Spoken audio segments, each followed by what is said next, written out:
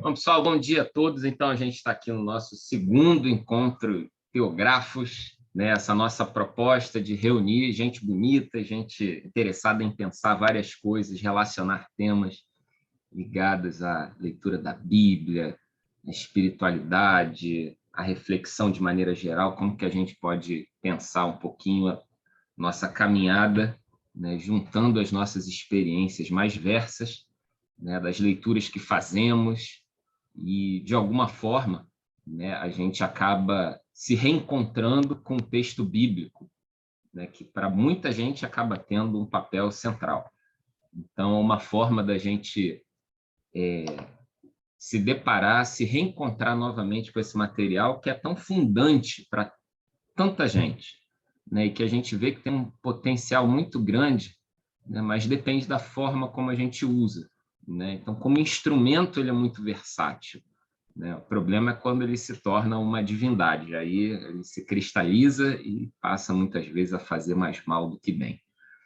Então, o objetivo de hoje é continuar a nossa conversa, né, da semana passada, né, com temas novos, né, e eu coloquei para vocês, propus para vocês um texto que foi até um pouco longo, eu reconheço, né, mas é um texto muito importante que a gente não podia deixar passar dentro desses nossos passos iniciais.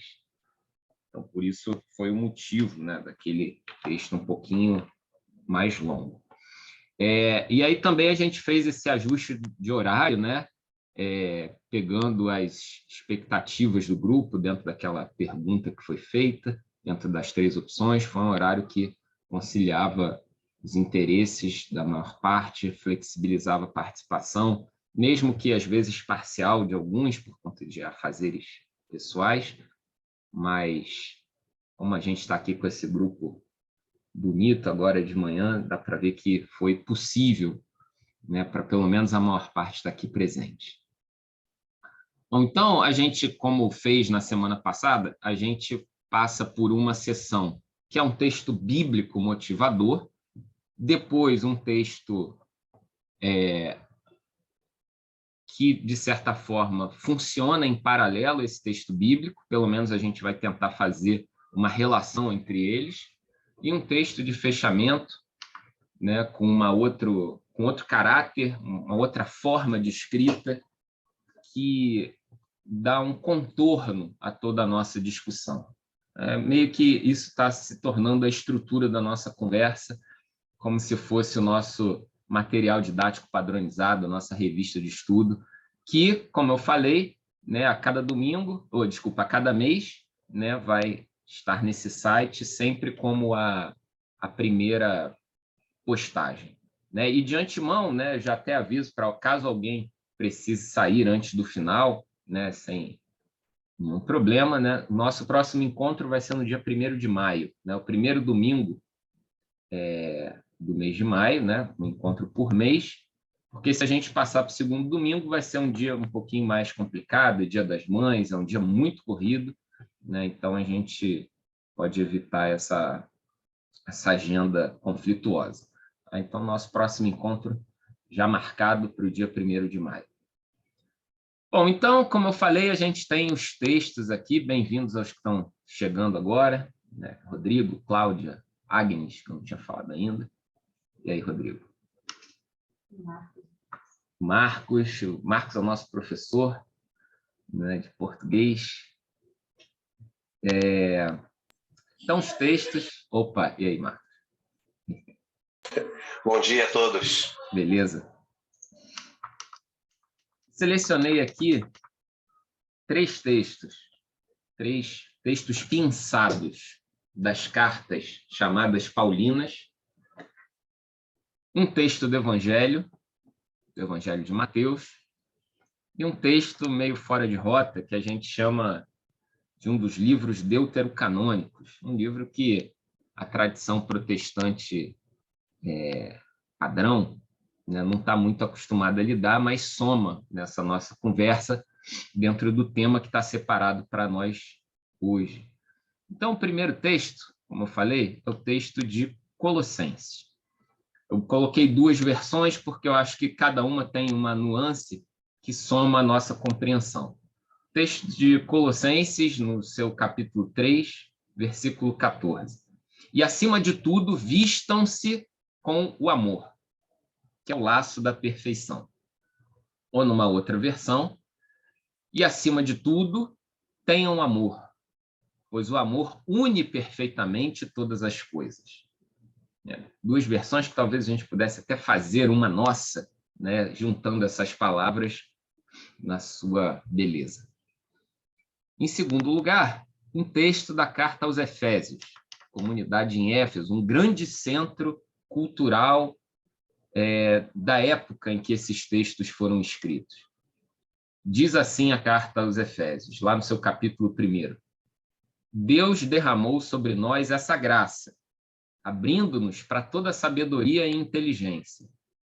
Ele nos fez conhecer o mistério da sua vontade, a livre decisão que havia tomado outrora de levar a história à sua plenitude, reunindo o universo inteiro, tanto as coisas celestes como as terrestres, sob uma só cabeça, Cristo. Um texto com caráter cristão muito claro, mas tem umas ideias muito importantes aqui para a gente explorar.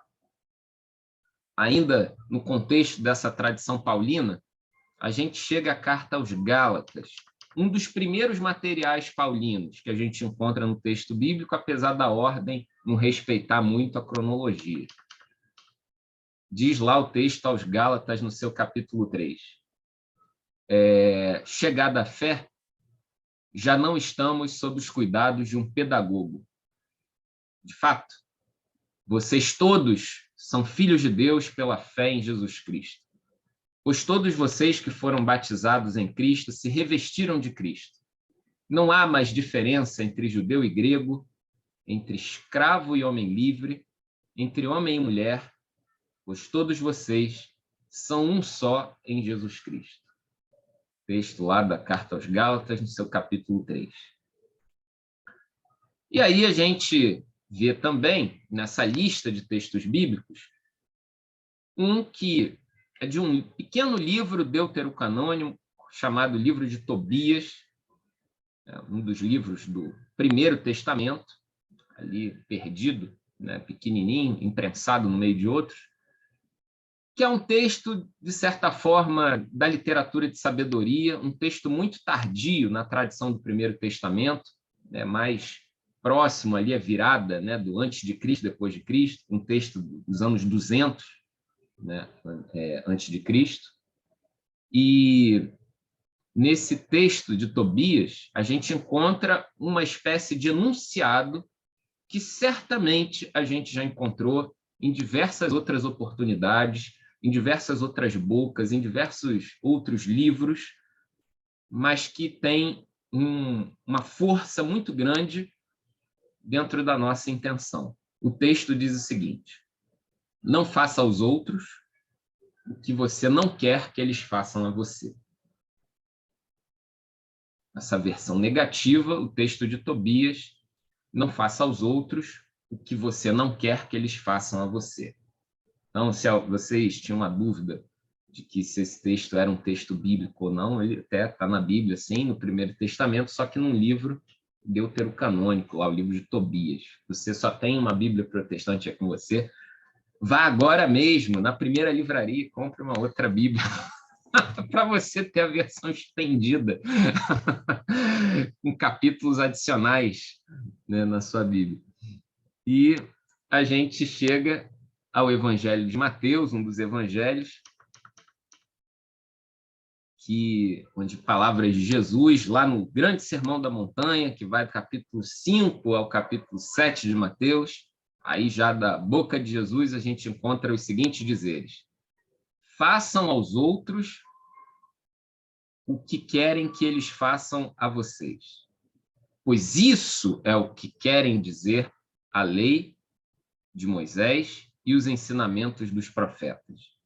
Entrem pela porta estreita, porque a porta larga e o caminho fácil levam para o inferno. E há muitas pessoas que andam por esse caminho. A porta estreita e o caminho difícil levam para a vida.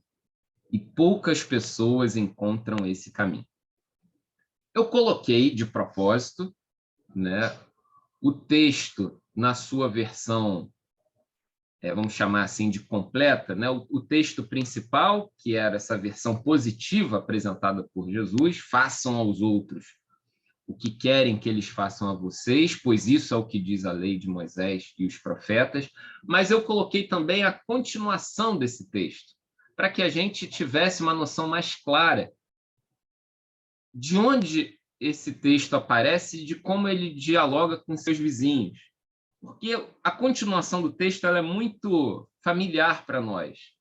Aquela ideia da porta estreita, da porta larga, do caminho que leva para a vida, um caminho que leva a uma espécie de desgraça. Mas se a gente olha esses textos numa forma de continuidade, parece que o sentido se enriquece.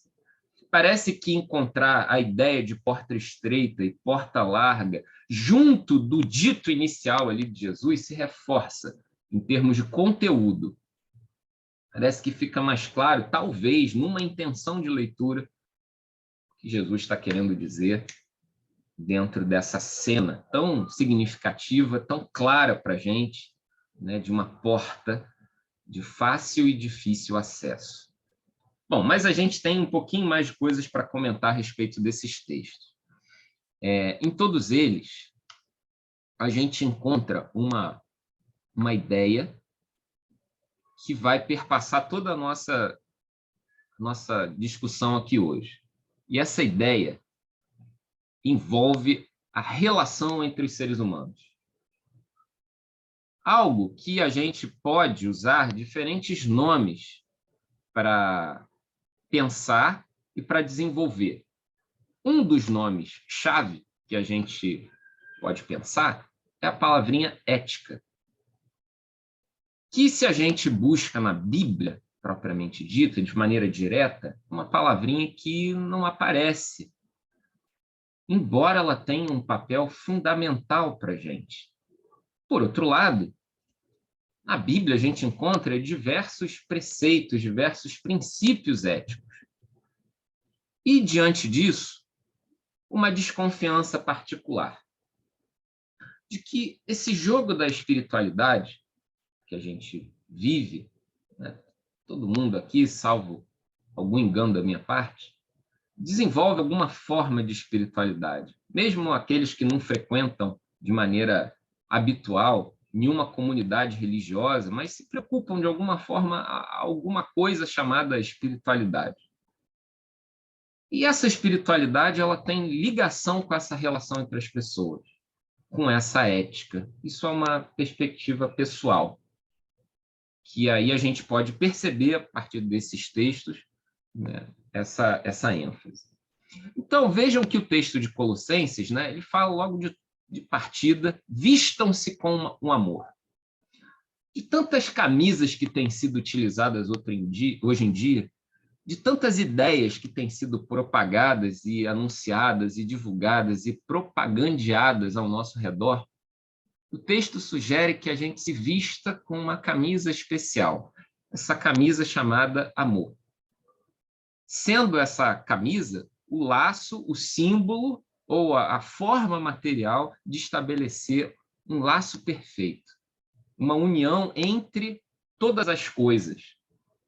Note que falar dessa ética, dessa relação, transcende a própria humanidade, uma relação que une todas as coisas. E, nesse sentido, a gente vê como que pensar essa ética acaba tendo dimensões mais amplas do que a gente pode estar acostumado a pensar. No texto de Efésios, por exemplo, a gente vê uma ideia muito importante, que é a ideia de reunir o universo inteiro, tanto as coisas celestes como as terrestres. Essa reunião cosmológica, juntar tudo numa grande comunidade, que, naturalmente, o texto bíblico vai ter a sua ênfase de vocabulário, né, vai colocar sob uma só cabeça, Cristo e tudo mais.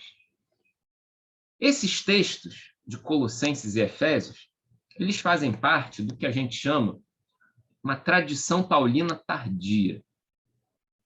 Seriam textos muito mais recentes, vamos chamar assim, mas recentes dentro daquela escala temporal lá dos primeiros séculos, que se, inclusive, questiona se teria sido o próprio Paulo seu autor. Porque o texto dos Efésios, por exemplo, ele é um texto que tem coisas muito bonitas como essa, mas tem umas coisas muito complicadas que talvez a gente tenha muita dificuldade de considerar a sua validade para o dia de hoje. Como, por exemplo, um modelo familiar onde a gente vê uma centralidade e uma primazia do homem diante da mulher. São textos que dão o que falar e que, de certa forma, né, alimentam determinadas compreensões que a gente colocaria num título de conservadoras que a gente ainda observa na nossa sociedade do século XXI. Mas, deixando de lado esses textos que são complicados e que fazer uma adaptação direta seria um anacronismo, né? Uma leitura fora do seu tempo, do tempo do texto, e uma adaptação ruim ao nosso, a gente encontra algumas ideias que são muito interessantes. Reunir o universo inteiro como uma intenção, né, de tornar o cosmos como uma comunidade, uma grande comunidade de tudo que existe. E o texto vai numa potência muito grande, tanto as coisas celestes como as terrestres, tanto as coisas perceptíveis como as não perceptíveis, né? E tudo isso dentro de uma grande comunidade, um mistério da vontade de Deus, levar a história à sua plenitude, não ao seu fim, mas à sua plenitude, a sua máxima potência, a sua realização completa, né? Uma intenção lá nas palavras desse material paulino tardio. Mas o texto de Gálatas, os especialistas aí em Bíblia, eles não têm muita dúvida, não. Esse é um dos textos que, né, eles assumem como sendo certamente do punho de Paulo, e a gente vê uma ideia muito interessante da não diferença. Não há mais diferença entre judeu e grego, entre escravo e homem livre, entre homem e mulher, pois todos vocês são um só em Jesus Cristo.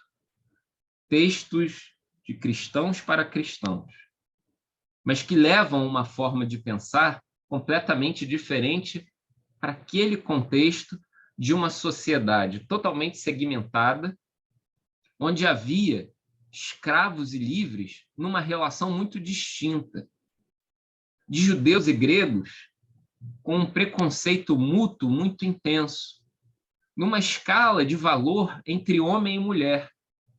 E o texto bíblico diz: não há mais diferença. A gente, olhando para a nossa história, a gente percebe que aproximadamente 2000 anos se passaram e esse tipo de assunto permanece na pauta. Parece que, por mais que tenha havido, né, enunciados como esse, mas a gente encontra distinções étnicas, distinções de gênero, distinção de condição, de posição social.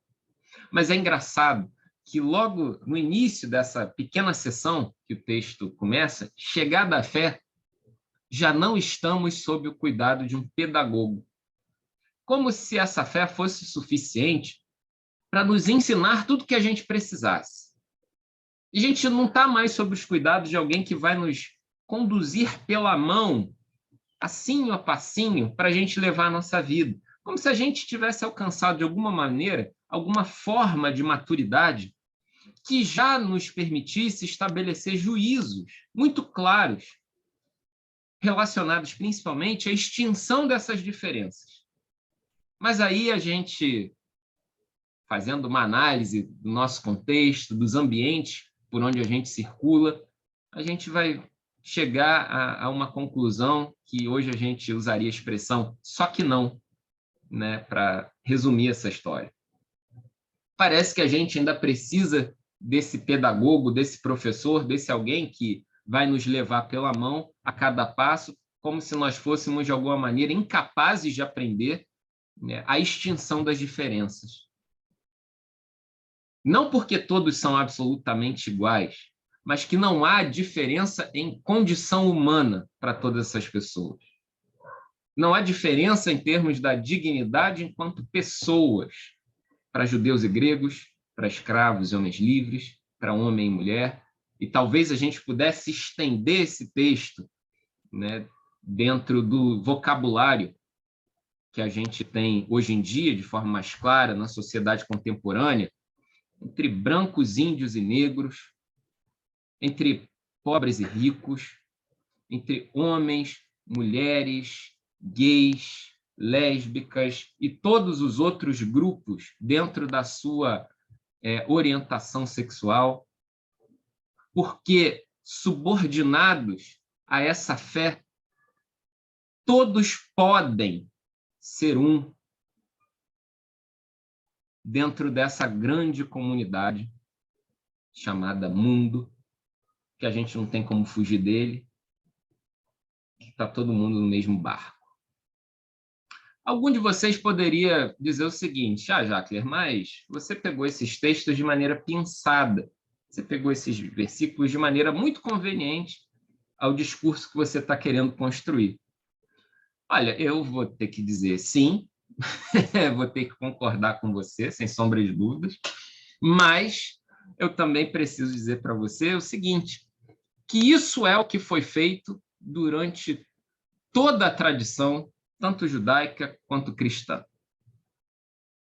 Se a gente olha todos os enunciados doutrinários, todos os comentários, as súmulas, sempre foi assim. Se a gente olha, por exemplo, o Talmud, né, o comentário judaico à Torá, a gente vai ver que algumas explicações, alguns desenvolvimentos do texto bíblico são tomados, às vezes, com uma pequena palavra num contexto. E, para isso, a gente chega numa forma de interpretação que nos coloca diante da responsabilidade de lidar com o texto bíblico. O que eu vou fazer com ele? Eu vou usar o texto bíblico como uma espécie de ditador sobre a minha vida, sobre a minha forma de existir, ou eu vou usar o texto bíblico como uma espécie de ferramenta que, usando um dos princípios lá da interpretação judaica, Midrash, é uma composição de ideias que às vezes a gente tem que chegar no texto, torcer o texto, quebrar o texto, para que a gente chegue lá num núcleo, num princípio garantidor de vida, que está lá enfiadinho no meio das palavras. Mas a gente, às vezes, precisa fazer algumas releituras, às vezes até forçar a barra. E isso não sou eu que estou inventando, não. Isso é uma tradição milenar de leitura da Bíblia, que se estabeleceu aí ao longo dos séculos, mas que a gente resolveu abrir mão, né, se subordinando a dogmas, doutrinas, a formas mecânicas de viver a espiritualidade. Essa forma, pelo menos, ela é mais criativa e joga na nossa mão uma responsabilidade. O que a gente vai fazer com esse texto? Ou quem somos nós para fazer algo com esse texto? Porque dependendo de quem nós formos, esses textos vão ser usados de forma diferente. A responsabilidade acaba recaindo sobre nós, estando na nossa mão, sobre o uso desses materiais. Quem somos nós para usar esse texto? O que nós queremos? Quais são nossos princípios? A gente é levado por eles sem perceber. Mas quando a gente coloca isso com clareza diante de nós, a gente assume a responsabilidade de como a gente acessa esse material. E está ali, né? Mas se a gente pergunta para um grupo de pessoas devotas de uma determinada confissão religiosa, quais textos bíblicos você acha mais interessante? A gente tende a encontrar textos muito ligados a uma espécie de espiritualidade individual, talvez até individualista. eu e meu Deus, eu e meu Deusinho, numa redoma de vidro, fechados, numa relação única, exclusivamente pessoal, como se até fosse necessário se isolar do restante do universo para que essa relação acontecesse na sua máxima potência. E textos como esse viram, né, o jogo ao contrário. Eles fazem o que a gente chama de catástrofe, né, de virar de cabeça para baixo, literalmente. Né? Catástrofe tem esse sentido, virar de cabeça para baixo, colocando na relação entre os seres humanos um princípio da nossa fé. E aí, textos como o de Tobias, que a gente vai chamar da regra de ouro, na sua versão negativa, texto esse que aparece em as mais distintas tradições religiosas, e o texto de Mateus, que é a regra de ouro na sua versão positiva. Agora, lendo em conjunto esses textos, olha que curioso. Fazer aos outros o que querem que eles façam a vocês. Entrem pela porta estreita. Lendo de forma continuada esse texto, pensaram que, de repente, a porta estreita é justamente seguir esse princípio de relação? Fazer aos outros o que querem que eles façam a vocês? Porque esse caminho não é nada fácil. Mas, como o próprio texto diz, se a gente propõe essa leitura do texto, vai ser justamente essa porta estreita, um caminho difícil que leva para a vida. Seguir essas regras de ouro, negativa ou positiva, são caminhos estreitos, muito imediatos para a nossa realidade. A gente sempre pensa, né, que esse enunciado da porta estreita, caminho largo, a porta larga, estão sempre relacionados a uma espécie de adesão teórica, religiosa, a um conjunto de crenças. Mas por que a porta estreita e a porta larga não são práticas para a vida real? Não são princípios muito diretos relacionados à forma de sermos no mundo. Fazer aos outros o que quer que eles façam a vocês. Olha, pelo menos para mim, eu digo que isso é um super caminho estreito, porque dificilmente a gente vai lembrar desse enunciado ético e, se ele se coloca diante de nós, a gente precisa dar um passo atrás, vai encontrar desculpas, é aquele tradicional veja bem, né? Nesse caso é diferente. A gente está sempre fugindo dessa trilha, né, dessa regra de ouro, que aparece em múltiplas manifestações religiosas e também no cristianismo. Talvez esse... É curioso ver até a ênfase de Jesus. Isso é o que querem dizer a lei de Moisés e o ensinamento dos profetas. É Jesus resumindo toda a tradição do Primeiro Testamento. Façam aos outros o que querem que eles façam a vocês. Se Jesus está sugerindo, né, essa síntese, esse resumo, imagina ler toda a tradição da lei de Moisés e dos profetas subordinados a esse enunciado. A gente ia colocar em xeque muita coisa. A gente ia se deparar com determinados momentos, episódios, determinadas ordens. Eu falo, não, pera lá, mas isso aqui não tem nada a ver com fazer aos outros o que querem que eles façam a vocês. Como se fosse uma espécie de fiel da balança, para a gente julgar a qualidade desses textos. Deixar de considerar o material como um bloco monolítico, material bíblico principalmente, que tudo dele é uma regra única e absoluta, mas que ele dialoga dentro dele mesmo, muitas vezes esse diálogo promovendo um questionamento. É um desafio, sem sombra de dúvidas. Mas, para um cristão, bom, a gente está aqui diante do enunciado, né? Eu posso usar um argumento de autoridade, ó, foi Jesus que falou. Né? É isso que quer dizer a lei de Moisés e os ensinamentos dos profetas. O que passa disso, o que contrasta disso, tenha desconfiança. Nessa ideia, eu gosto de lembrar de uma cena atribuída a Lutero, né, o grande reformador aí da história cristã. E ele propôs, num dos seus sermões, pelo menos se conta dessa forma, uma maneira de acessar a Bíblia. E aí ele pega o texto da Bíblia, como a gente tem, ele abre e fala, olha só, a Bíblia é como uma manjedoura, né? Tá aqui, aquela, a gente pode até pensar um bonequinho aqui no meio. A Bíblia é como uma manjedoura. Se você não encontra Jesus deitado nessas páginas, o que você encontra é palha. E o que é encontrar Jesus nesse texto? É encontrar essas sínteses, é encontrar esses princípios, é encontrar essas releituras, é nortear a nossa leitura por esse critério, sem medo de errar, sem medo de estar ali numa espécie de condenação, sem a sombra, né, daqueles versículos de maldição que aparecem lá na literatura apocalíptica. Olha, quem tirar uma letra, por menor que seja, desse texto, está condenado, cairão os céus sobre a sua cabeça. Então, o texto bíblico, eu sinto muito, né? Porque isso foi o que se fez desde os seus primeiros usos, né? O próprio texto da Bíblia retira letras por diversas vezes nas suas aplicações internas.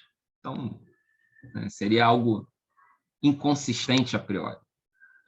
Então, são textos que nos movem a pensar, nos colocam numa direção de pensar que a relação entre os seres humanos acaba tendo um papel fundamental.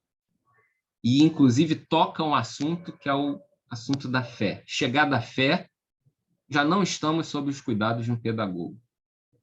Jesus dizendo, isso é o que quer dizer a lei e os profetas.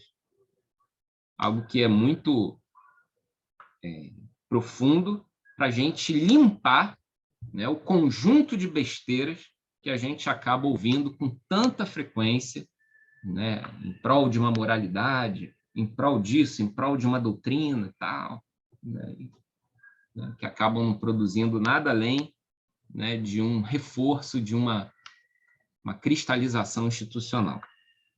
Bom, esse era o primeiro bloco ali dos textos, esse texto bíblico. Passei esse conjunto de informações, algumas impressões para vocês. O segundo texto, é o texto grandão, é um texto com uma história interessante. Texto que se chama Em Direção a uma Ética Global, ou uma outra forma, Rumo a uma Ética Global. Bom, esse texto, olhando ele sozinho, né, assim, tá aí o texto, ele é muito bonito, muito interessante, tal, tem umas sacadas muito potentes, muito profundas, mas mais do que o próprio texto, a beleza dele está na história dele. O que acontece para esse texto surgir? A gente precisa remontar, voltar ao ano de 1893. 1893, quando aconteceu, nos Estados Unidos, um grande encontro internacional chamado Exibição Mundial, ou Exibição Universal. 1893. A gente está falando do final, né, do século XIX. Um tempo muito turbulento em termos de pensar muita coisa. Não havia, né, nessa época, né, Primeira e Segunda Guerra Mundiais, né, a gente não tinha, aqui, por exemplo, no Brasil, o estabelecimento de muitas confissões religiosas, era tudo ainda muito incipiente, né? A gente está falando de mais de 100 anos atrás. E nesse evento chamado Feira Mundial, Exibição Universal, aconteceram vários encontros temáticos. E um dos encontros que aconteceu se chamou Parlamento Mundial das Religiões. Parlamento ficou um nome meio esquisito, né? Mas seria como um Congresso Mundial das Religiões, 1893. foi a primeira tentativa de organizar de forma institucional um evento ou uma iniciativa de natureza interreligiosa, ecumênica, com o intuito de debater, de promover um diálogo entre todas as diferentes tradições religiosas do mundo. Para vocês terem ideia, muitos líderes de movimentos religiosos daquele tempo estavam presentes. Por exemplo, um que é muito famoso é um sujeito chamado Vivekananda, que era um líder hindu mais proeminente ali do seu tempo, que até hoje, né, quem segue a religião hinduísta, né, usa os seus textos como motivadores para a sua espiritualidade. E outros, inclusive Pastor Batista, estava lá no meio. Um grande evento realizado nos Estados Unidos, um Fórum Mundial das Religiões. Só que as atividades desse congresso ficaram suspensas durante muito tempo.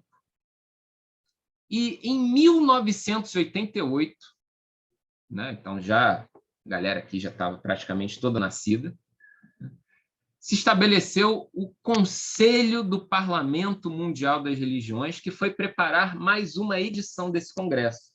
Então, o congresso mais lento da história, né? Primeira edição, 1893, segunda edição, 1993. Né? Para quem acaba indo em congresso aí, pessoal da área médica, é congresso todo ano, 6 meses, mês e mês, não. Esse congresso demora 100 anos para acontecer. Só que agora já está num ritmo, né? Então, basicamente, 2 em 2 anos acontece. E aí, o que rolou nesse congresso aí dos anos 93? Precisamos estabelecer um documento que vai nortear o nosso pensamento.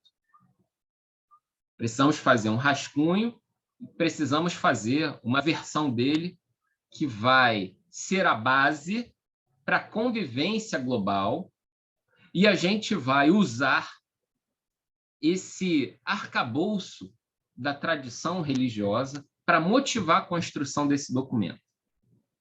Teve um camarada que foi o responsável por elaborar o rascunho desse texto. Primeira versão. Esse camarada se chama Hans King, falecido no ano passado. Alguém que, particularmente, eu considero um gigante da tradição religiosa cristã. O falecimento do Hans King, já estava muito velhinho, mas foi uma perda muito grande de um cérebro muito potente que colocou em pauta questões absolutamente modernas na sua reflexão. Ele, como um católico, ele fez sua tese de doutorado baseado num protestante, Calbart, de quem eu já falei algumas vezes com vocês. E ele sempre foi, naturalmente, um cara muito polêmico, mas, a meu ver, né, um gigante. Havia uma revista muito importante no Vaticano, chamada Concilium, e ele sempre foi das figuras centrais dessa revista. Então, sempre ligados a essas questões de teologia e tal. E uma das ênfases do seu trabalho foi pensar esse nome, ética global, rumo a uma ética global. Então, quais são os princípios desse documento? Olha, nós temos no mundo uma série de tradições religiosas. Essas tradições religiosas, elas contêm um núcleo, um tesouro, um material fabuloso que permitem ensinar, promover, divulgar algo para o mundo viver de forma mais harmônica. Tanto que o texto começa fazendo um diagnóstico profundo do problema global. A primeira palavra desse documento, e eu gosto de pegar essas primeiras palavras para a gente perceber o tom que vem na sua sequência, é o seguinte: o mundo agoniza. O mundo agoniza.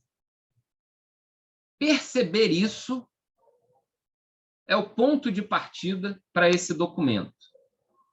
A proposta de ir em direção a uma ética global é uma tentativa de remediar essa agonia do mundo.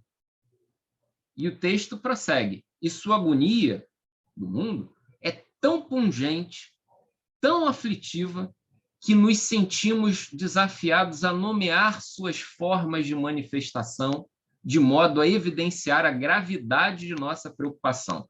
A paz se esquiva de nós. O planeta está sendo destruído. Vizinhos convivem com medo. Homens e mulheres são estranhos uns para os outros. Crianças morrem. Isso é abominável. A gente pensa que somos uma sociedade evoluída, uma civilização evoluída, e a gente se depara, em pleno 2022, com uma guerra entre países irmãos, onde corredores humanitários não são respeitados, onde a gente tem eventos abomináveis ocorrendo no mundo, num mundo esse que já desenvolveu reflexões sobre ética, sobre como as pessoas devem se relacionar de forma profunda, com diversos vocabulários, mas essas coisas continuam acontecendo. São temas como, por exemplo, o desafio de perceber o planeta como um todo como um sistema, onde, até no discurso dos ambientalistas, não existe um lá fora, porque é tudo aqui dentro. A contaminação de rios, a destruição das florestas, a poluição dos mares, tudo isso acaba afetando de maneira interrelacionada essa convivência de todos os seres que habitam esse planeta. Lembra lá do texto de Efésios? Reunir todas as coisas. Não é mais só gente, agora tudo faz parte dessa união, né? Uma perspectiva eco, uma perspectiva que ainda existe muita resistência em pleno 2022 para a gente pensar. Mas a gente precisa ter em mente, esse texto é um texto de 1993. Quanto se evoluiu em termos de vocabulário, em termos de reflexão, né? Algo que aconteceu há praticamente 30 anos, né? Na sua primeira versão. Então, isso é um pouco a origem do texto e a sua característica. Mais recentemente, em 2018, ele sofreu um pequeno acréscimo, mais um pedacinho lá desse texto, de forma que a gente tem essa versão final que eu divulguei para vocês. Meu ponto de vista é que qualquer homem ou mulher religioso do século XXI não pode abrir mão desse texto, para colocar justamente no lugar o que você vai fazer com a sua tradição religiosa. Parece que o tempo de uma religiãozinha para chamar de minha acabou. Parece que, mesmo que você nutra, desenvolva a sua forma de religiosidade muito particular, com características muito fechadas nela mesma, o que não é problema algum, mas que você precisa se perceber como alguém, como mais um, no palco global, como tendo um papel a cumprir dentro da humanidade, com a sua tradição religiosa. Ela certamente tem elementos muito potentes para a convivência humana, mas que precisam ser identificados, valorizados e colocados no seu devido lugar. Da mesma forma, separar na sua tradição religiosa, o joio do trigo. O que presta do que não presta. O que passou do que ainda serve. Percebendo que toda a intenção pode ser a dessa convivência humana, global, coesa e fraterna. O texto, ele vai, ao longo do seu desenvolvimento, ter um desenvolvimento, uma construção muito interessante. Num dado momento da sua construção, olha como é que ele propõe alguns problemas para a gente ver como a coisa pode ser mais rica dentro da nossa espiritualidade. Uma das formas, um compromisso com uma cultura da não violência e do temor diante da vida, como compromissos que precisam ser assumidos por todas as pessoas que habitam esse planeta. Ele propõe uma série de compromissos que a gente precisa assumir. Então, um primeiro compromisso, não é à toa que isso aparece como um primeiro compromisso.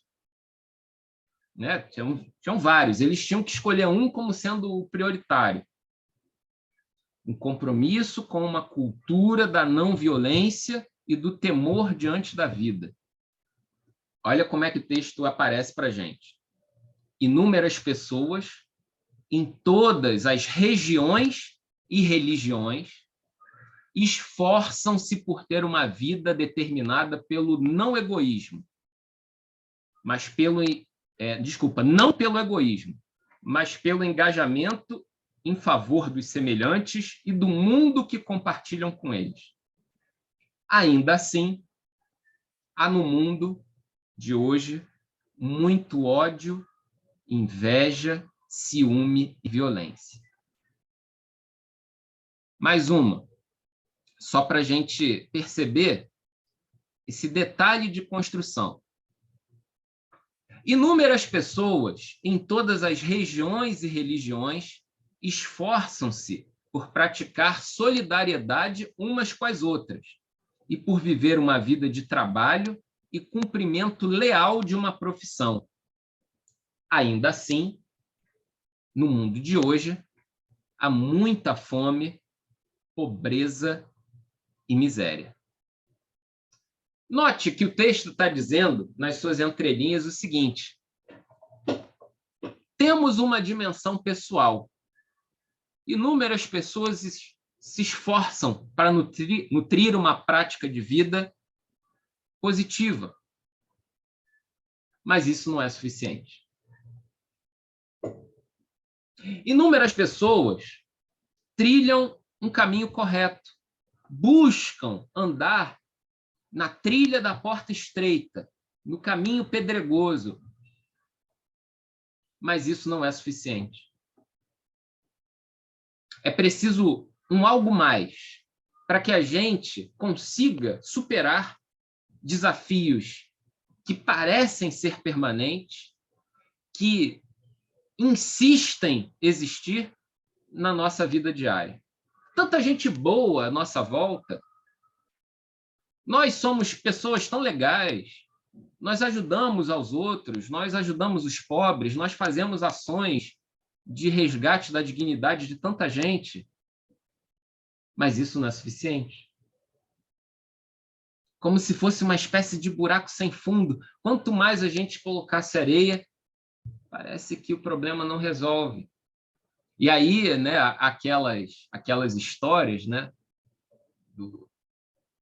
da tartaruguinha que estava andando ali na praia e vai o camarada, pega uma e coloca no mar. Olha, eu não posso resolver os problemas do mundo, mas eu posso pegar uma tartaruguinha e botar de volta na água. Sim, sem sombra de dúvidas. Mas é preciso mais do que isso. É preciso pensar de forma global em como resolver as estruturas sociais injustas. É preciso pensar de forma global como a nossa educação precisa ser superada por uma outra que não seja baseada nos discursos violentos e segregatórios? Quais as práticas que nos circundam que precisam ser suspendidas? O que da nossa convivência que parece que vai em direção a uma espécie de antiética global, muito ligada à cultura do individualismo? Em certa medida, como que o discurso religioso extremamente individual corre o risco de não servir para nada? Como que o discurso religioso, com essa ênfase profundamente individual, corre o risco de não servir para nada, para ser mais um souvenir na nossa estante, da nossa vidinha, totalmente alienado de uma comunidade em que vivemos. Como se a gente não tivesse percebido ainda o ensinamento da fé, que não é doutrina, que não tem nada a ver com fórmula de salvação, mas tem a ver com reunião de coisas. Reunião de coisas. As que estão na terra, as que estão no céu, seja lá o que for. Tem muito caldo nessa história. A gente pode pensar que as religiões do mundo, seja o budismo, seja o cristianismo em suas múltiplas formas, o hinduísmo, as religiões de matriz africana e tantas outras, constituem um arcabouço milenar, um baú com tantos mil anos de informação e reflexão, visando promover princípios éticos para a humanidade. Tanto que, muitas vezes, há uma clara inter-relação de enunciados entre elas. A gente foi criado, muitas vezes, a segregar o diferente. Ó, isso aqui, o que não é igual a mim, é ruim. De partida, sem análise, sem reflexão, sem nem curiosidade. O que é diferente de mim é maldito. O que é diferente de mim não presta, precisa ser apagado. Mas olha, somos todos seres humanos no mesmo barco há tantos milhares de anos, convivendo de forma integrada, intercruzada, tentando encontrar uma forma de viver melhor. Não é possível que tudo que seja diferente do que pensamos não presta. Não é possível que tudo que seja diferente do que pensamos, em alguma medida, não tenha sido contaminado pelo que pensamos. E, da mesma forma, não é possível que tudo que pensamos não seja, de alguma maneira, contaminado por aquilo que é diferente de nós. A gente não é um ser humano numa bolha. A gente é um ser humano integrado.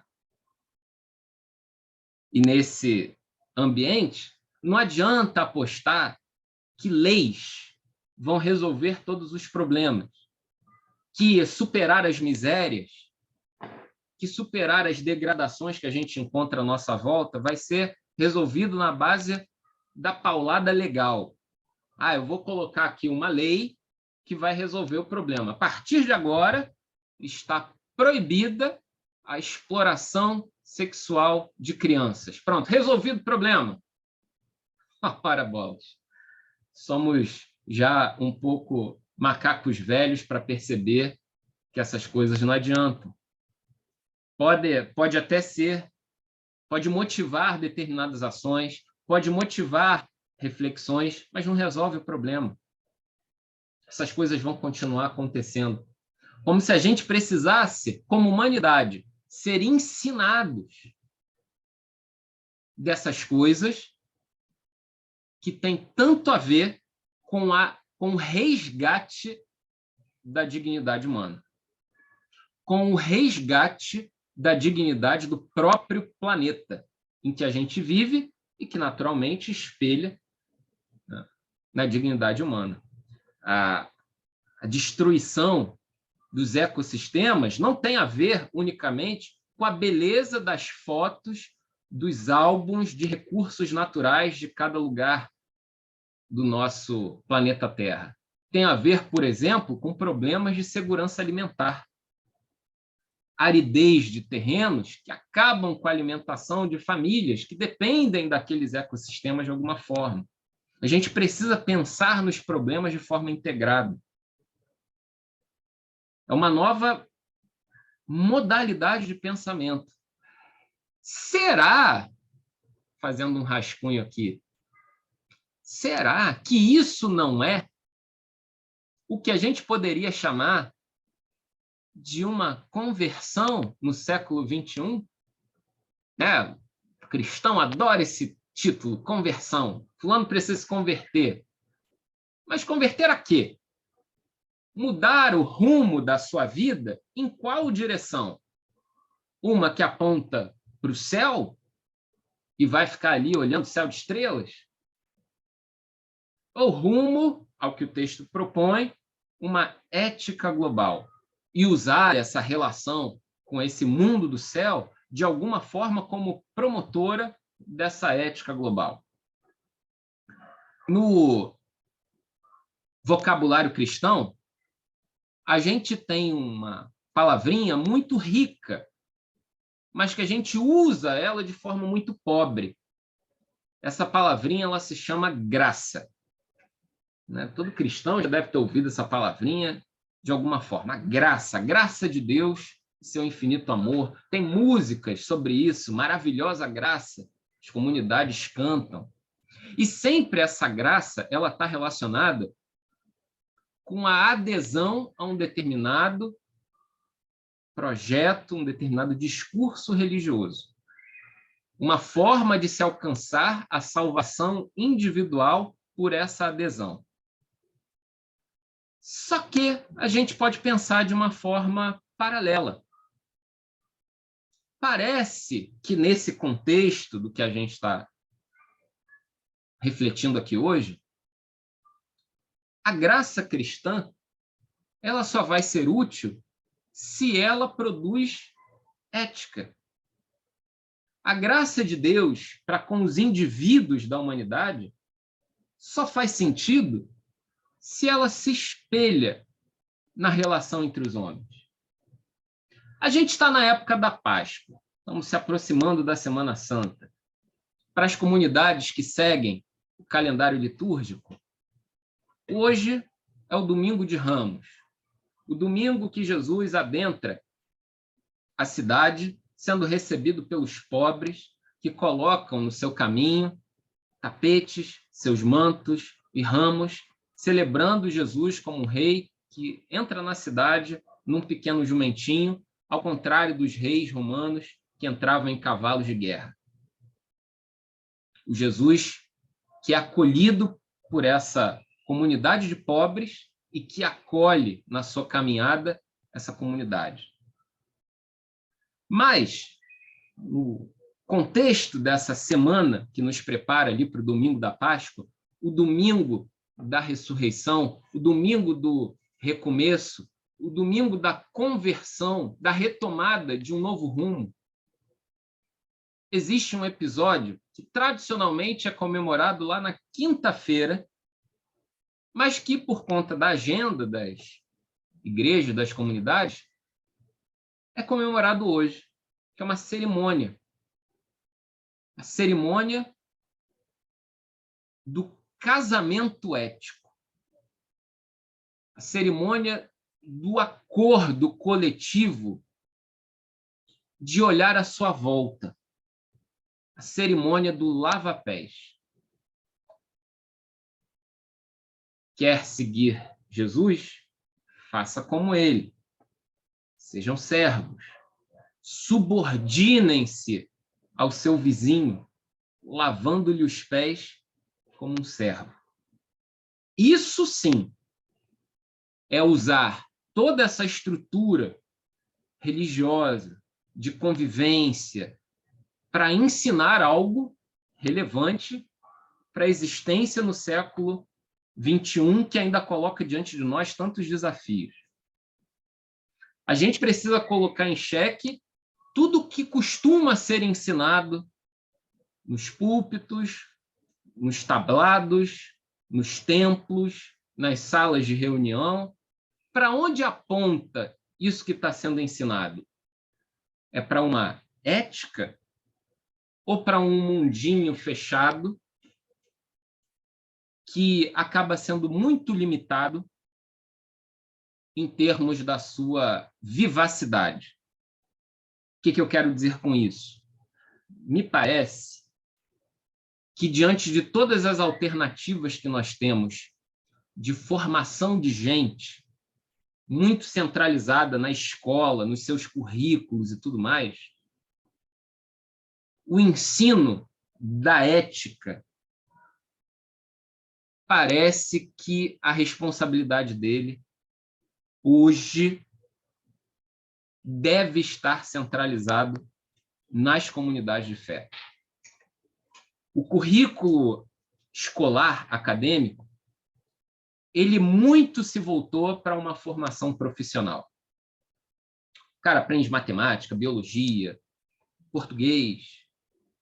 E a formação do cidadão é sempre o extra, é quase a atividade extracurricular, é o alguinho a mais, é a bobeirinha que sobra para a escola cobrar mais caro ali no final do mês. Formação ética, onde que a gente vai encontrar? Por que não fazer das nossas comunidades de fé, seja lá de qual fé for, centros de formação ética, centros de convivência, de percepção dessa convivência global? Ora, se for isso mesmo, a gente precisa rever todo o programa de ensino das nossas comunidades religiosas. Será que ainda tem espaço para ficar debatendo acerca de elementos muito particulares, como, por exemplo, o nascimento virginal de Jesus? Qual é o efeito disso? É um simples eu acredito ou não acredito, e você guarda essa informação para você. Qual a relevância desse enunciado para resolver um problema como, por exemplo, o conflito que a gente encontra lá na Europa hoje, Rússia e Ucrânia? Isso são problemas reais. Para o dia a dia, sinceramente, né? Se Maria era virgem ou não, isso não afeta muito o nosso dia a dia, né? Mas tem fogo comendo lá do outro lado do mundo, né?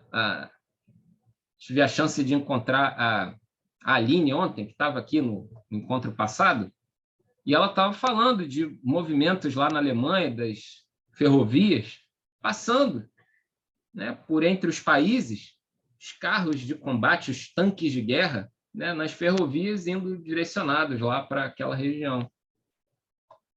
É isso que as crianças estão vendo, é isso que são as cenas, o mosaico do presente que a gente está testemunhando hoje. Gente, é século XXI, tantos avanços em tantas áreas. Vejam, a gente teve uma pandemia agora, né, que travou a nossa vida durante um belo tempo. Tanta gente foi perdida nessa história, mas, ao mesmo tempo, um tempo tão rápido, a gente remediou a situação. Isso é um avanço, isso é um mérito, sem sombra de dúvidas.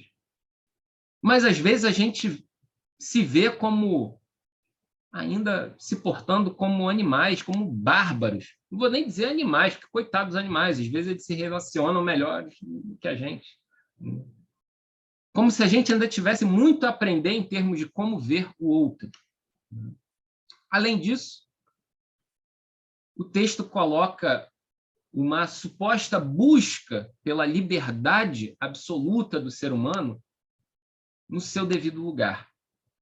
né? A gente, às vezes, é levar, não, tem que ter a minha liberdade absoluta, a liberdade absoluta, ninguém pode dizer o que eu penso, ninguém pode dizer como eu vou agir, ninguém. Mas olha só, essa sua liberdade absoluta, ela é nociva, ela é absolutamente descompassada com o ritmo que o mundo precisa ter para ele continuar.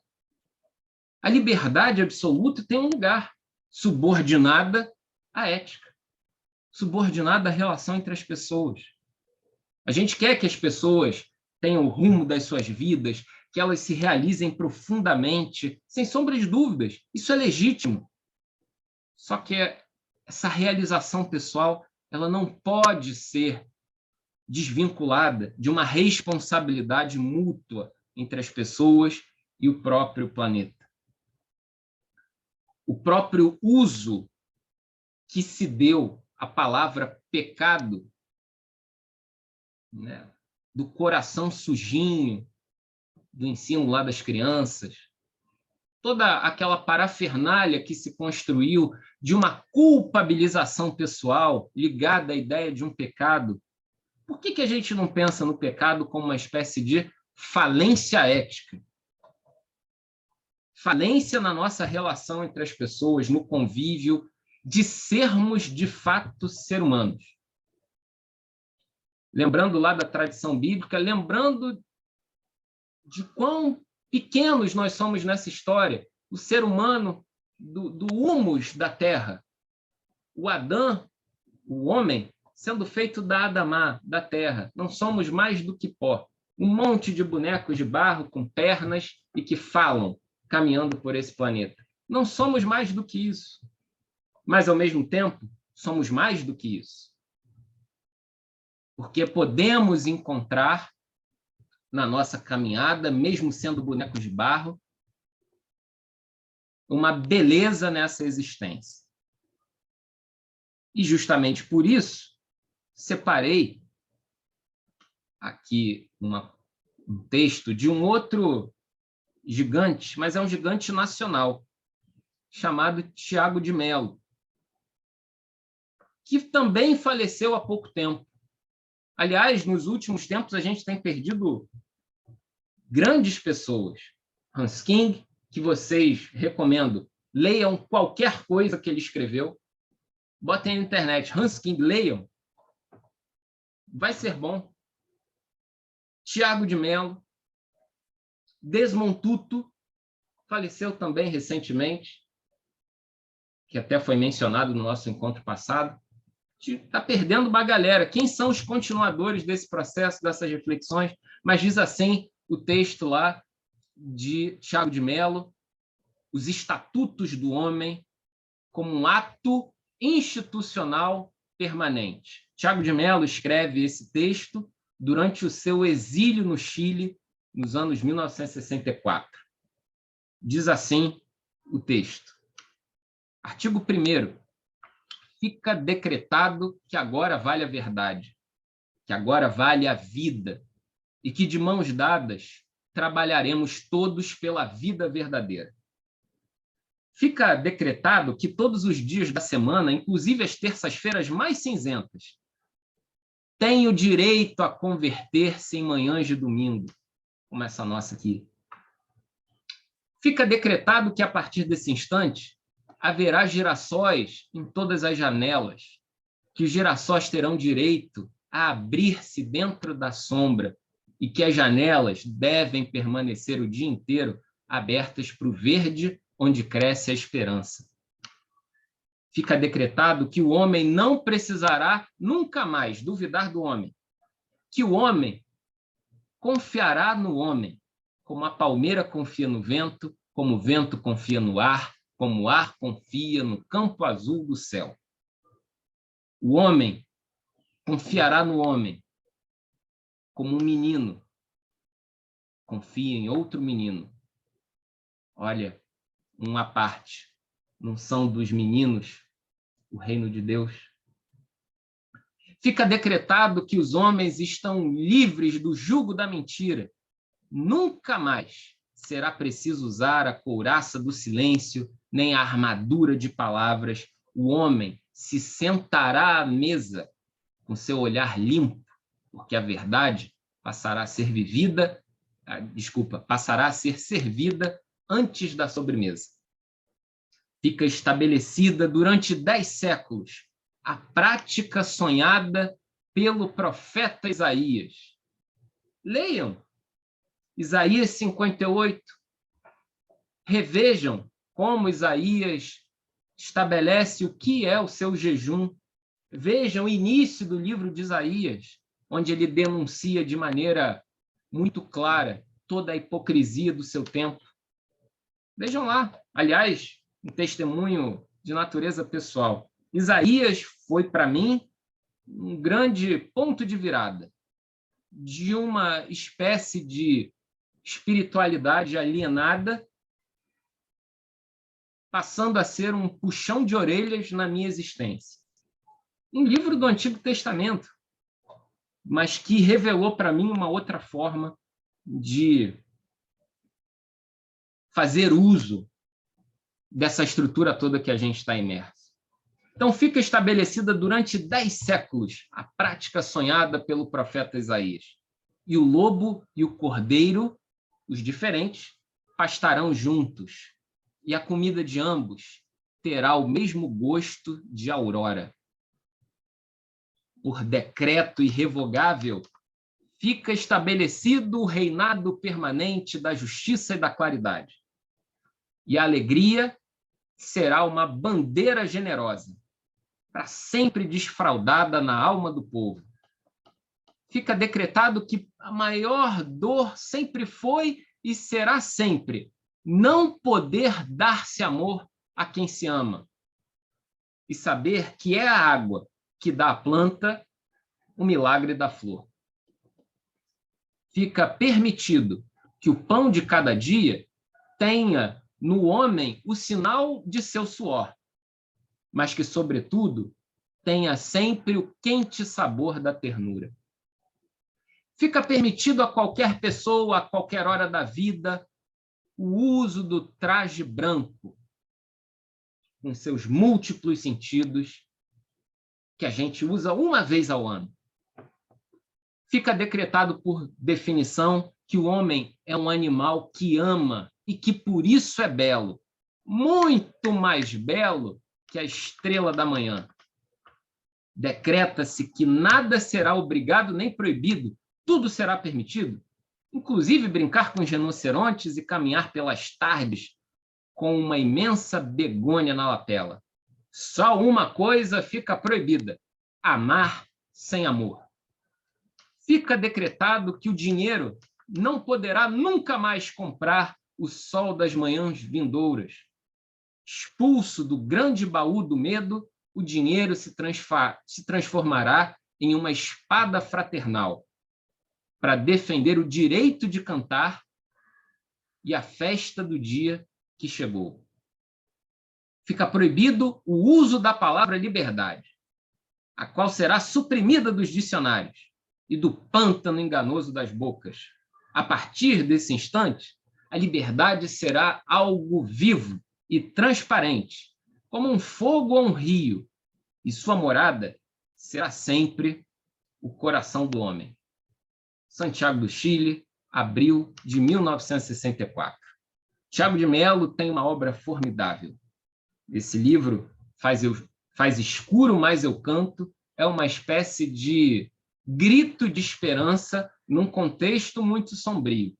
Eu vou mandar para vocês aí ao longo da semana um videozinho de uma música, de uma poesia, na verdade, dele, que foi musicada, muito rica, muito profunda, e que talvez devesse ser o hino global de todas as confissões religiosas.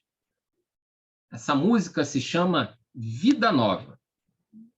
E, ao contrário de tudo que se diz nos tempos de hoje, principalmente no Brasil dos tempos de hoje, a canção Vida Nova de Tiago de Mello, a poesia Vida Nova de Tiago de Mello, começa com as seguintes palavras: volto armado de amor. para trabalhar cantando na construção do amanhã. Volto armado de amor para trabalhar cantando na construção do amanhã.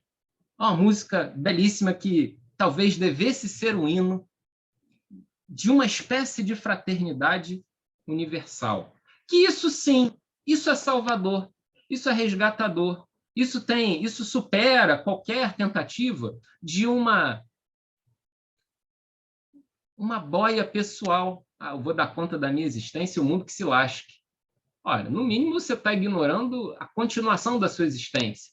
Seus filhos, seus netos, seus parentes, quem está à sua volta. O mundo prossegue apesar de nós. Salvar esse mundo é salvar a existência. É muito mais do que o nosso indivíduozinho. Pessoal, falei pra caramba, né? Mas pelo menos tentei fazer um resumão aqui de tudo. Eu queria ouvir um pouquinho, algumas impressões de vocês, para a gente fechar aqui o nosso segundo encontro. Algumas perspectivas, algumas ideias, algumas provocações, algo que tenha colocado a cabeça de vocês para ferver. Eu não sei se todo mundo teve a chance de ler o texto todo, eu sei que era um texto grande, né, mas eu acho que era um texto fundamental para a gente ter ali como texto-chave para a nossa leitura, para a nossa reflexão. Né? Texto promovido por Ranskin. Diga aí, Samir. Não, acho muito interessante todo o texto, né, e essa discussão que você trouxe, Jacler, né? No momento quando você fala de que as comunidades religiosas, né, precisam ser, né, que elas poderiam ser nessas formadoras de centros de formação ética, né? Eu levanto a pergunta, né? Assim, as nossas comunidades religiosas, elas podem ser centros de formação ética? Porque é complexo, né? Pensar nisso, né? Eu acho que a gente chega, né, numa conclusão ética até do próprio texto, né? Quando existe algum nível de diálogo, né? Quando existe algum nível de proposta e de conversa, de talvez até de refutação de algumas ideias, de aceitação de outras. E o que a gente vê muito nos grupos religiosos, principalmente no cristianismo, né, é uma negativa, muitas vezes, do diálogo, principalmente quando ele vem do outro. A gente tem muita dificuldade, a gente tem dentro até daquilo que você falou, a gente tem uma enorme facilidade de falar de graça e tem uma enorme dificuldade de ver a graça fora da nossa doutrina, de ver a graça como uma proposta em outros grupos, né? De ver daquilo que outras pessoas falam. A gente fala muito da nossa ética cristã e de pensar o que é uma ética cristã e blá, blá, blá, mas a gente não consegue dialogar a ética fora dos nossos termos, fora do nosso branding ali de Jesus Cristo, nosso Senhor, de pensar nisso. E a gente participa, né, dos meios políticos, né? A gente, eu estou considerando o cristianismo, né, tentando, né, levantando essa bandeira do evangelho do amor, sempre que ela esteja, né, de acordo com a doutrina que a gente está implantando, não como ideia, como proposta prática, né, mas sim como uma imposição pela forma, né, pela característica, né, do cristão. É como se só dá para viver esse amor se esse amor for o amor segundo o cristão, se esse amor for o segundo Deus, segundo Jesus. Não dá para ser esse amor se esse amor for numa lógica de uma outra espiritual, de uma outra religião, para não ter que citar todas, né? E aí é complexo, porque, né, se você tem essa discussão de ética dentro de uma comunidade religiosa, acaba se caindo numa discussão dentro daquele cerquinho da cerca da própria doutrina, dentro do que a interpretação daquela comunidade, entende como aquilo que é o costume, aquilo que é a crença e como isso se coloca na vida da pessoa e sempre cai, né, numa uma perspectiva individual, né, da relação do indivíduo com Deus, né, e muito dificilmente vai para uma perspectiva ampla da relação do indivíduo com Deus, mas da relação com o indivíduo com outro indivíduo, com outras pessoas, com o mundo que ele vive, né, e como essa prática sai do culto, sai da religião, né, é muito legal assim que a gente tenha esse ritual do lava-pés, né, mas é só um ritual muitas vezes, né? Só uma ideia que ficou cristalizada, né? Numa experiência litúrgica, né? Mas que a pessoa pode sair da igreja depois de fazer esse ritual e, sei lá, sujar o pé das pessoas, porque é isso que a pessoa faz, porque ela não está se importando se o pé da pessoa está sujo ou não. Então é interessante pensar nisso, assim, porque de uma maneira geral, assim, acho que as pessoas não vão buscar, né, as religiões para ter essa direção ética, porque as religiões estão muito, principalmente o cristianismo, estão muito preocupadas em implantar a sua ética, né? E parte desse processo de você questionar o ethos, né? De questionar a prática, é visualizar um pouco disso, né? Fora, né? Assim, do seu próprio ponto de vista, né? Visualizar aquilo que é bom para um homem, né? Para uma pessoa, né, fora daquilo que você idealiza, né, como uma pessoa, né, entender que qualquer pessoa pode fazer isso, qualquer pessoa pode ser o alvo, né, dessa ação, né? Então, sei lá, é muito fácil para um cristão, né, apoiar uma ação social que a igreja dele faz, porque ele entende que ele, como indivíduo, está participando daquela coletividade igreja, está fazendo aquela ação social, né, para algum grupo de pessoas, mas em alguns momentos é difícil dele entender, sei lá, de uma coletividade maior, como a cidade, o Estado, né? Fazer uma estrutura de política pública para alcançar aquelas pessoas, porque aí já não é mais, né, a espiritualidade dele que está sendo imposta, né? Aí vira um problema maior, né? Então, eu acho que é realmente uma provocação, assim. Será que a gente está pronto para trazer essa discussão ética para dentro das nossas comunidades? Será que essas comunidades vão conseguir, né, criar ambientes de centro de formação ética, né? E talvez,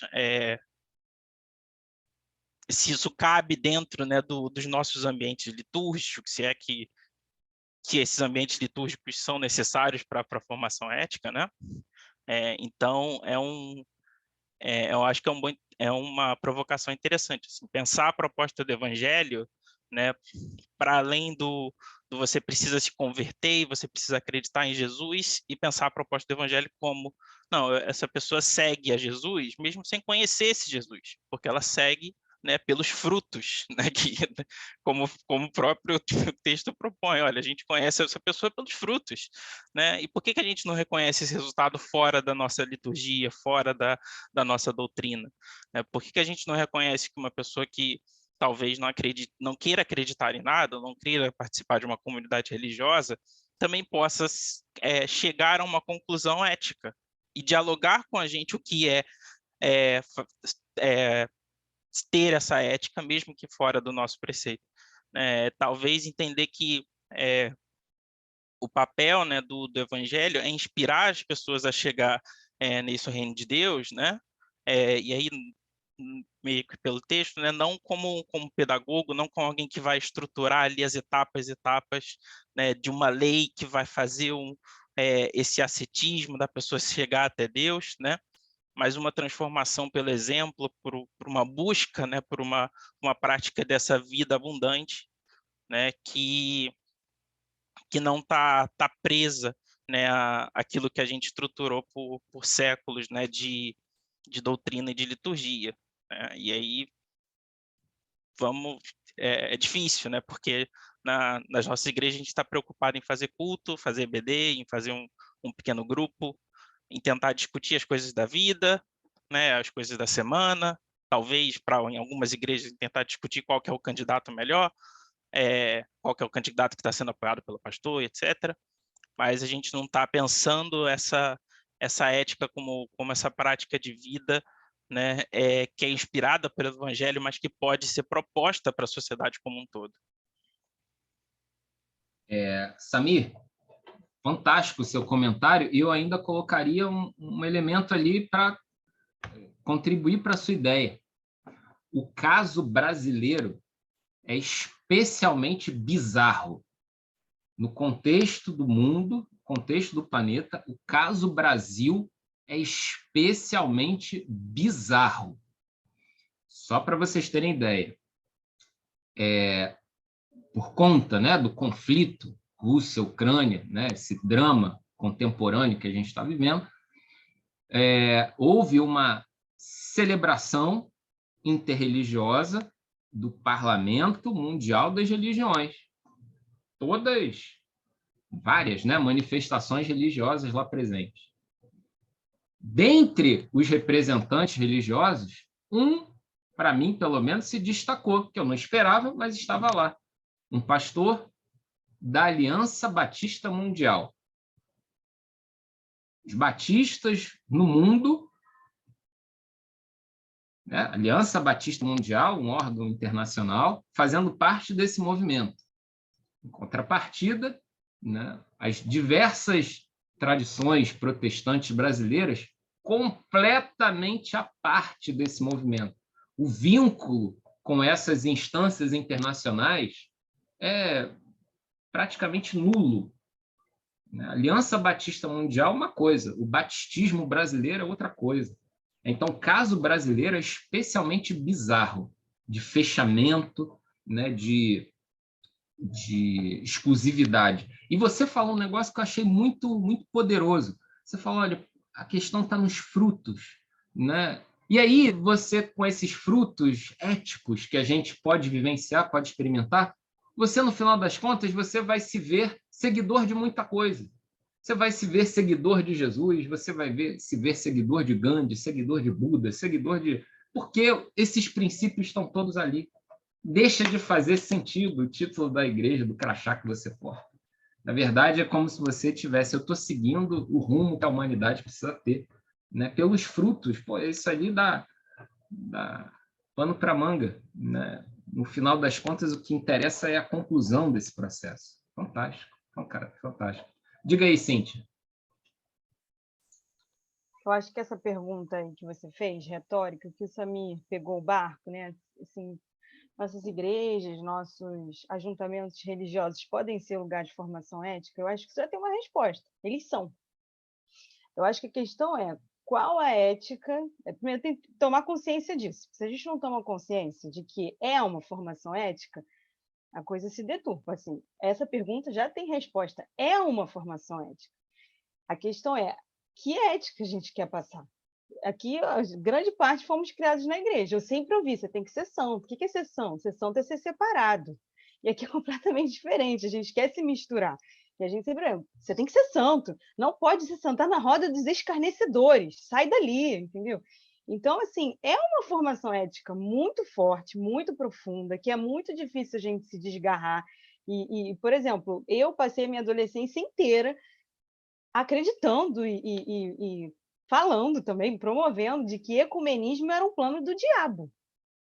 Então, assim, é uma formação ética. A questão é, o que a gente quer?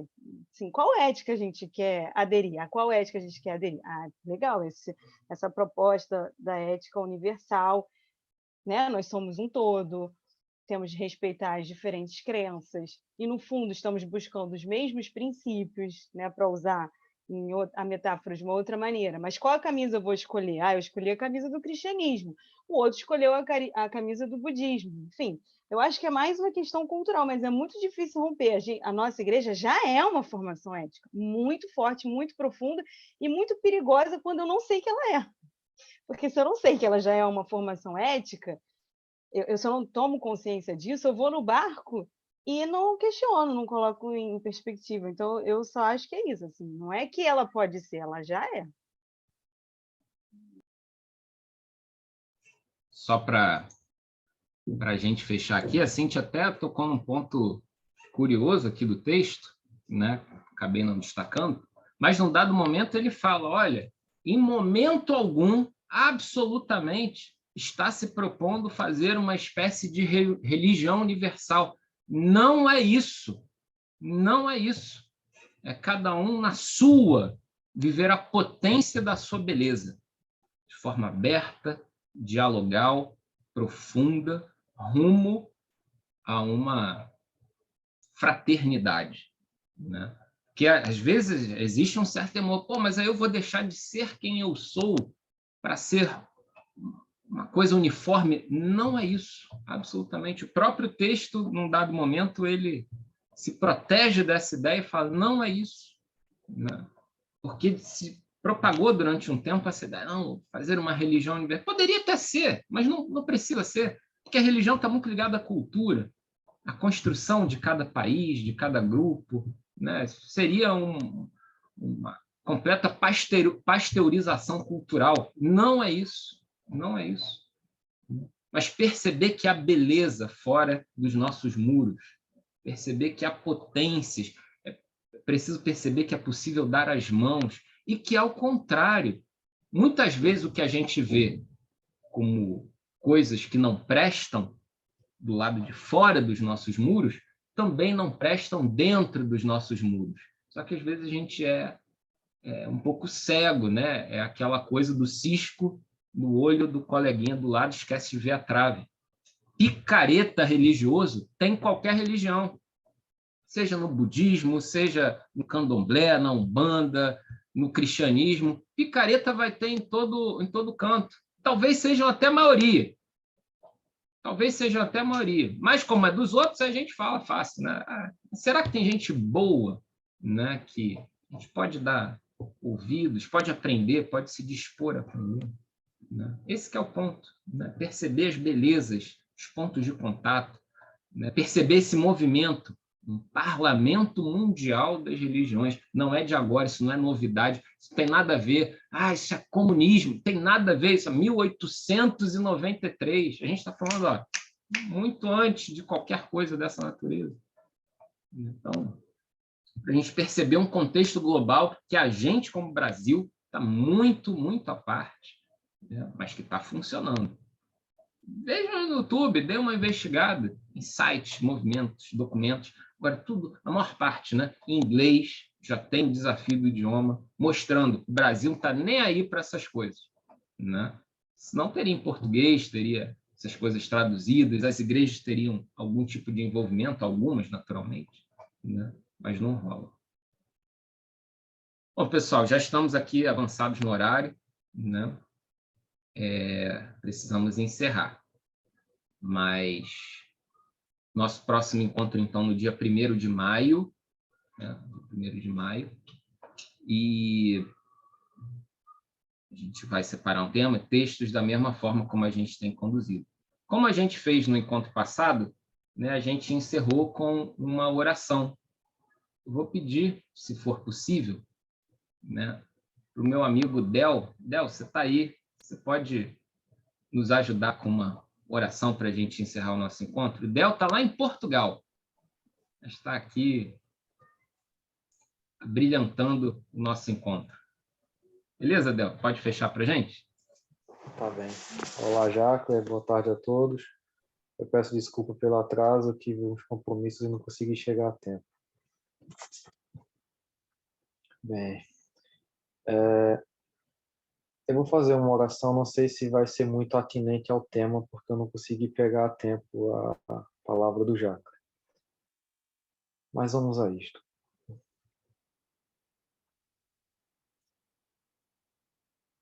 Querido Jesus, é muito bom saber que Tu estás vivo entre nós.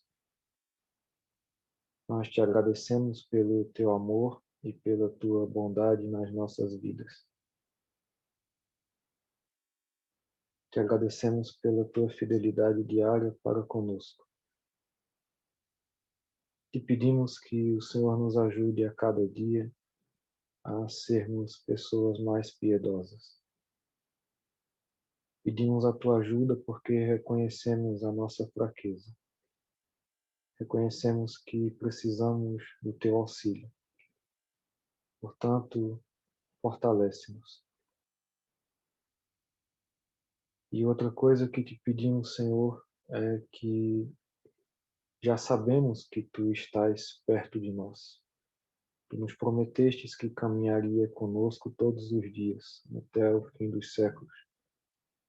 O que nós te pedimos é que nos torne pessoas mais sensíveis para sentirmos a tua presença próximo a nós, para sentirmos o teu amor junto de nós e para sentirmos as necessidades do nosso próximo e a servirmos uns aos outros, sem hipocrisia. Que haja sinceridade e honestidade em nossas palavras. Temos dentro de nós medos, angústias e temores que por vezes insistem em invadir a nossa vida, que por vezes insistem em invadir as varandas, as salas e os quartos do nosso coração. Mas louvado seja o teu nome, porque o teu amor fala sempre mais alto do que qualquer medo ou temor. Te agradecemos pelo dia de hoje, pelo pão, pelo vinho, pelas alegrias diárias. Obrigado, Senhor, pelo dom da vida. Em nome de Jesus. Amém. Amém, meus amigos. Então, a gente se encontra no próximo dia 1º de maio. Daqui a pouco eu mando para vocês a gravação. Agradeço a presença de todos vocês. Um belo domingo. Forte abraço. Até mais. Tchau, tchau. Abraço. Bom Bom domingo. domingo para todo mundo. Tchau, tchau. Bom domingo. Tchau, Leonor. Até mais. Tchau. Muito boa, muito boa.